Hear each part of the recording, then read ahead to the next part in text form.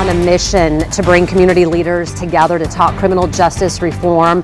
Deandra Dykes started Purpose for My Pain after her son was nearly killed by a stray bullet. It's been about 10 years ago, and next week she's the moderator of an event bringing together influential community leaders to talk about change. She's joining us live this morning along with her co-leader, Tanya Martin. Ladies, so good to have both of you. Love to hear your passion, what you're working on now. You and your son have been through so much. I can't believe that it's been a decade. I can't either. February 1st made 10 years that Deandra was nearly killed, as you said, by the stray bullet. You have done so much work through your organization, and now you continue to do even more. This panel that you're doing, why do you feel like this is so important? You bring in some really big influential leaders together as well. Yeah, Tanya and I have been working for months on putting this panel together.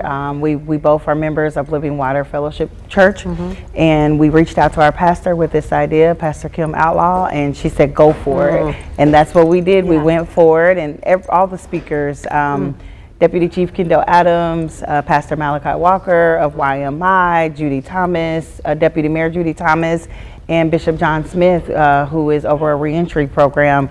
They all are excited to come and share about, what they're doing and, what's going on in our city right now. Yeah, Tanya, join me now on this with your feelings about what is your hope? What do you want to see out of this? And what do people maybe watching right now, what do you want them to know about what you're passionate about and what we can all learn? We have so much going on in our community, and when we talk about social justice, it's such a large topic, and so many people want to talk about what certain politicians need to do, but it's bigger than that. It is going to take the community coming together along with our political leaders and our social leaders in order to affect the change we want to see.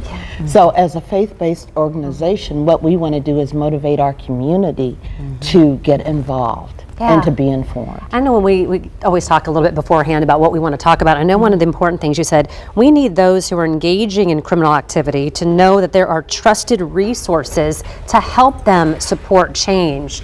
Can you talk a little bit about that? And if somebody's watching right now that maybe doesn't understand that piece, what would you say to them? Well, we want individuals that are coming back into our community through reentry programming, who have served time, to know that they have options, they have opportunities, and most of all, we want to give them hope.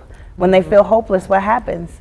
They oftentimes fall back into the system, fall back into the same previous activity, and that's not what we want to see. We want to see people flourish and make those changes that they hope for. No one gets out and says, oh, I'm going to do this all over again, but when resources and opportunities are not presented well, or they're not treated as if they are human beings, they often feel like I have to resort back to what I did in my past. And so we just want to create a space where they feel supported and have the reasonces needed for change. Well, Tanya, we have about 30 seconds left, and I want you to have the final word here on, I think it's really special too with what Deandra's been through and her son now, to really support those that are re-entering society, because she could have a much different outlook on how she reacts to things. Yes, it's a double-edged sword.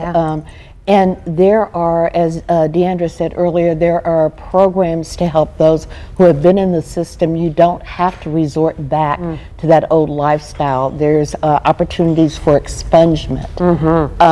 Current laws, if you are a felon, you are pretty much dedicated to a life of poverty coming out. But we want you to know that there's opportunity for change, but we need you to be a part of that process. Okay, let's put up the information again. That's panel discussion. It's next Monday. It's March 11th at 7 p.m. at Living Water Fellowship Church. It is free.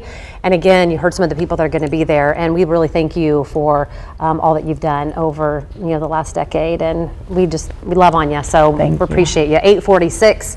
And Jim, let's talk about that rain totals out there.